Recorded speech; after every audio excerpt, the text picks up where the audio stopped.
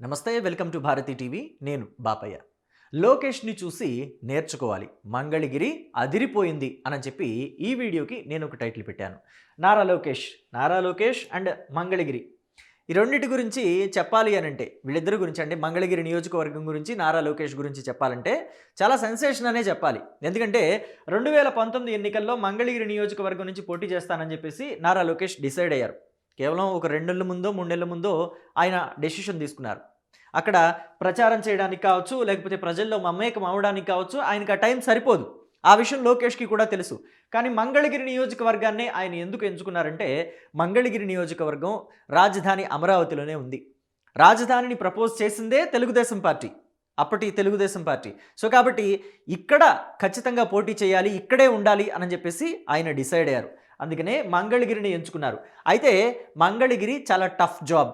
ఎందుకంటే తెలుగుదేశం పార్టీ పెట్టినప్పుడు 1983, అలాగే ఆ తర్వాత నాదెండ్ల భాస్కర్రావు మూమెంట్లో 85లో ఎలక్షన్లు వచ్చాయి కదా, ఆ 2 టర్ముల్లోనే తెలుగుదేశం పార్టీ గెలిచింది. ఆ తర్వాత అక్కడ తెలుగుదేశం పార్టీ జెండా ఎగిరిందే లేదు. కాంగ్రెస్ పార్టీ, సిపిఐ ఒకసారో 2 సార్లు గెలిచింది. ఆ తర్వాత మొత్తం కూడా వైఎస్ఆర్ కాంగ్రెస్ పార్టీ 2014, 2019 2 టర్ములు కూడా వైసీపీ గెలిచింది. సో కాబట్టి అక్కడ మొత్తం అంతా కూడా కాంగ్రెస్ భావజాలమే ఉంది. అయినప్పటికీ కూడా లోకేష్ మంగళగిరి నియోజకవర్గం మీద ఒక ఫోకస్ పెట్టారు. అక్కడ ఎందుకు గెలవలేము, ఎందుకు ఆదరించరు ప్రజలు, ఆదరిస్తారు ఖచ్చితంగా, వాళ్ళకి భరోసా కల్పిస్తే ఆదరిస్తారని చెప్పేసి ఆయన డిసైడ్ అయ్యారు. సో మంగళగిరి నియోజకవర్గంలో 2019లో పోటీ చేసి ఓడిపోయారు. అయితే ఓడిపోయాను కదా అని చెప్పేసి వెనుదిరగలేదు.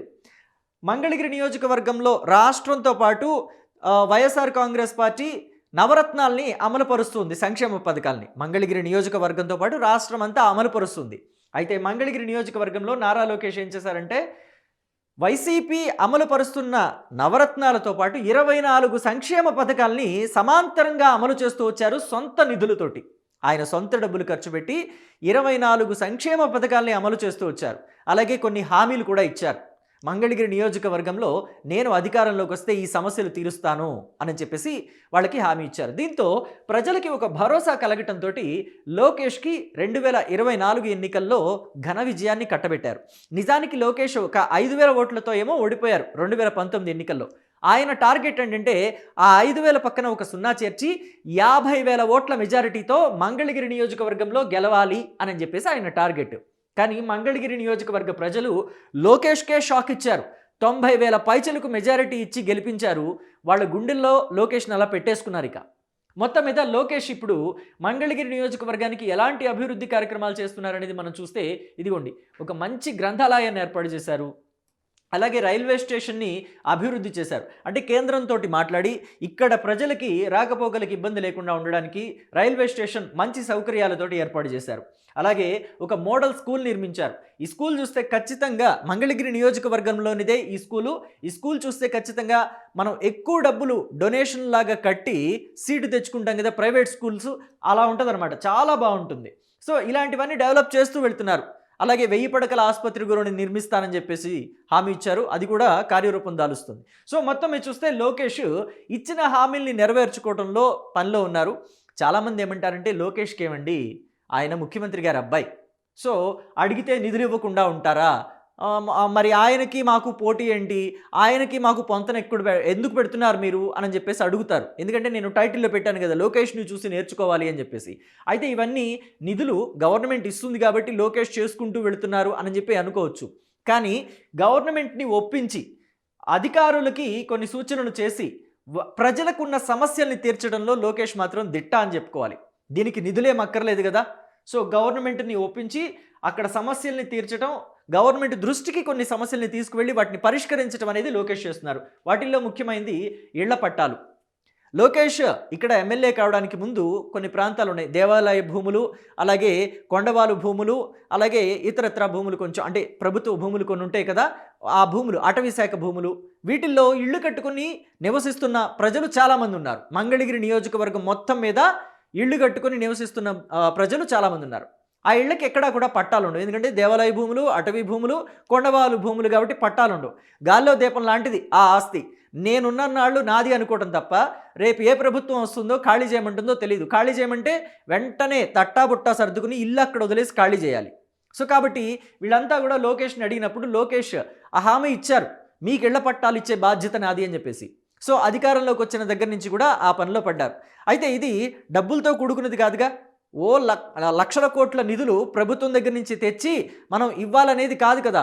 ఉన్న ఇళ్ళకి పట్టాలు ఇప్పించడం, అది ప్రభుత్వం దృష్టికి తీసుకువెళ్ళి వాళ్ళని ఒప్పించి అధికారులతోటి దాని మీద సమీక్ష చేయించి వాళ్ళకి మంచి చేయటం. ఇది రాష్ట్రంలోని 175 నియోజకవర్గాల్లో ఏ ఎమ్మెల్యే అయినా చేయొచ్చు. ఆ నియోజకవర్గాల్లో ప్రజలకి ఇలాంటి సమస్యలు ఉన్నాయా అని చెక్ చేస్తే ఖచ్చితంగా ఉంటాయి, వాటిని పరిష్కరించవచ్చు. అలాగే రిజిస్ట్రేషన్కి సంబంధించినవి కూడా కొన్ని సమస్యలు ఉంటాయి. సో గ్రీవెన్స్లు, ముఖ్యంగా లోకేష్ తన నియోజకవర్గంలో గ్రీవెన్స్లు నిర్వహిస్తారు. ఇలాంటి గ్రీవెన్స్లకి చాలామంది ప్రజలు వస్తూ ఉంటారు. సో వాళ్ళ సమస్యల్ని తెలుసుకుని అధికారులకు అటాచ్ చేసి ఆ సమస్య పరిష్కారం అయిందా లేదని ఫాలో అప్ కూడా చేయించే బాధ్యత లోకేష్ తీసుకుంటున్నారు. సో కాబట్టి ఇక్కడ లోకేష్ కొన్ని సందర్భాల్లో నిధులు కూడా లేకుండా, నిధులు అవసరం లేకుండా కూడా చిన్న చిన్న సమస్యల్ని చాలా తేలికగా పరిష్కరించేసి అధికారుల ద్వారా పరిష్కరించే సమస్యలు కూడా ఉంటాయి. వాటినన్నింటినీ చాలా తేలికగా పరిష్కరిస్తూ మంచి పేరు తెచ్చుకుంటున్నారు. ఇలాంటి మంచి పేరు రాష్ట్రంలోని ఎమ్మెల్యేలు అందరూ కూడా తెచ్చుకోవచ్చు. కేవలం లోకేషే కాదు, దీనికి నిధులు కూడా అవసరం లేదు. లోకేష్ మాత్రమే తెచ్చుకునే పని కాదు ఇది, అందరూ చేసుకోవచ్చు. సో కాబట్టి అందుకే నేను టైటిల్ అలా పెట్టాను. సో అయితే లోకేష్ ఇక్కడ ఏదైతే ఈ నియోజకవర్గంలో ఇళ్ల పట్టాలు పంచారో దాని గురించి కూడా ఒకసారి చెక్ చేద్దాం. సో ఎన్ని వేల కోట్ల విలువైనది ఆ ఇళ్ల పట్టాలనేది మీకు క్లియర్గా ఒక పిక్చర్ కూడా వచ్చేస్తుంది. నిజానికి ఇది చాలా విలువైంది. సొంత ఇంటి కళ అనేది అందరూ కోరుకునేది కదా. ఒక ఇల్లు ఉండాలి, మనకి శాశ్వతమైన నివాసం ఉండాలని చాలామంది అనుకుంటారు. మంగళగిరి ఎమ్మెల్యేగా నారా లోకేష్ తాను ఇచ్చిన హామీలను నెరవేర్చుకునే పనిలో పడ్డారు. ఎన్నికల సమయంలో మంగళగిరి ప్రాంతంలో ఉన్న పేదలకు ఇళ్ల పట్టాలు పంపిణీ చేస్తామన్న ఆయన ఆ హామీలో భాగంగా అర్హులందరికీ పట్టాలు అందజేశారు.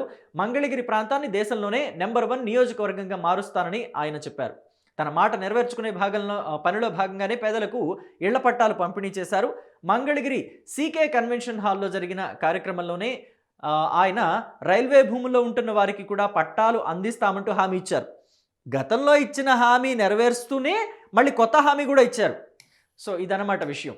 మన ఇల్లు మన లోకేష్ కార్యక్రమంలో భాగంగా వరుసగా రెండవ రోజు కూడా మంత్రి లోకేష్ పట్టాలు పంపిణీ చేశారు. తొలి రోజు 1331 మందికి పట్టాలు అందజేసిన ఆయన రెండవ రోజు 1303 మంది లబ్ధిదారులకు పట్టాలు అందించారు. ఉదయం 9 గంటల నుంచి మధ్యాహ్నం 3:30 వరకు ప్రతి ఒక్క లబ్ధిదారుని ఆయనే స్వయంగా పట్టాలు అందించడం విశేషం అన్నమాట. అయితే వేల కోట్ల రూపాయల ఆస్తిని పేదలకు అందజేశారు. ఇచ్చిన హామీని నెరవేర్చడంలో భాగంగా ప్రభుత్వ శాఖలను సమన్వయం చేసుకుంటూ పేదలకు ఇళ్ల పట్టాలు అందిస్తున్నాం. రైల్వే భూముల్లో దశాబ్దాలుగా నివాసం ఉంటున్న పేదలకు పట్టాలిస్తాం. అందుకోసం కేంద్ర ప్రభుత్వంతో సంప్రదింపులు జరుపుతున్నాం అంటూ మంత్రి లోకేష్ చెప్పారు. ఇప్పటి వరకు నిషేధిత భూముల్లో ఉంటున్న పేదలకు ఇకపై అధికారికంగా పట్టాలు అందించినట్టయింది. మొత్తం మీద సీకే కన్వెన్షన్ హాల్లో జరిగిన ఈ కార్యక్రమంలో ప్రతి ఒక్క లబ్ధిదారునికి వస్త్రాలు పెట్టి మరీ ఇలాంటి పట్టాలు అందజేశారు. స్టేజ్ మీదకు వచ్చి పట్టాలు అందుకోలేని వికలాంగులు, వృద్ధులకు ఆయనే స్వయంగా వెళ్ళి అందించడం మాత్రం విశేషం. అయితే గత ఏడాది ఏప్రిల్ నెలలో 3003 మందికి తొలి విడతలో భాగంగా పట్టాలు అందజేశారు. ఈ ఏడాది జూలై 21 నుంచి మొదలుపెట్టి మన ఇల్లు మన లోకేష్ కార్యక్రమంలో మొదటి రోజు 1331 మంది, రెండో రోజు 1303 మందికి, మొత్తం 2634 మందికి పట్టాలు ఇచ్చారు. చూడండి, పైకి రాలేని వృద్ధులు లేకపోతే నడవలేని వికలాంగులు ఎవరైతే ఉంటారో వాళ్ళ దగ్గరికి వెళ్ళి మరీ లోకేష్ ఇచ్చొచ్చారంటే, పైగా ఉదయం 9:30 గంటలకి మొదలు పెడితే సాయంత్రం 3:30 గంటల వరకు అలాగే స్టేజ్ మీద నుంచొని లోకేష్ ఈ పట్టాల పంపిణీ చేశారు అంటే కూడా, అంటే జనరల్గా ఇలాంటి కార్యక్రమాలని మంత్రులో లేకపోతే ముఖ్యమంత్రి స్థాయి వాళ్ళలో మొదలు పెడితే ఒకళ్ళిద్దరికి ఆ పట్టాలు ఇచ్చేసి వాళ్ళతో మాట్లాడి వాళ్ళ మనోభావాలు తెలుసుకొని ఫోటోలు దిగేసి వేరే కార్యక్రమానికి వెళ్ళిపోతారు. కానీ లోకేష్ మాత్రం ప్రతి ఒక్కరికి నిలబడి, ప్రతి లబ్ధిదారుడికి నిలబడి అక్కడ పట్టాలు అందించారు అనంటే నిజంగా మెచ్చుకోదగిన అంశం. ఒకప్పుడు లోకేష్ ఎలా ఉండేవారు? పప్పు అని ముద్ర వేశారు. అసలు మంగళగిరిలో లోకేష్ గెలవలేడు అని అన్నారు. కుప్పంలో చంద్రబాబును కూడా ఓడిస్తామని అన్నారు. కానీ ఏమైంది? చివరికి మంగళగిరిలో లోకేష్ గెలిచాడు, కుప్పంలో చంద్రబాబు గెలిచాడు. లోకేష్ని ఓడిస్తామని ఎవరైతే శబదాలు చేశారో, మంగమ్మ శబదాలు, భీష్మ శబదాలు ఎవరైతే చేశారో వాళ్ళు ఓడిపోయారు. సో వాళ్ళంతా కూడా ఇంటికి పరిమితమయ్యారు, మాజీలు అయిపోయారు. సో రాజీ పడిపోయారని చెప్పాలి లోకేష్ విషయంలో. చాలా మర్యాద ఇచ్చి మాట్లాడుతున్నారు ఇప్పుడు లోకేష్‌కి కొంతమంది అయితే. సో మొత్తం మీద లోకేష్‌ని చూసి నేర్చుకోవాలి అని చెప్పేసి అన్నాను కదా!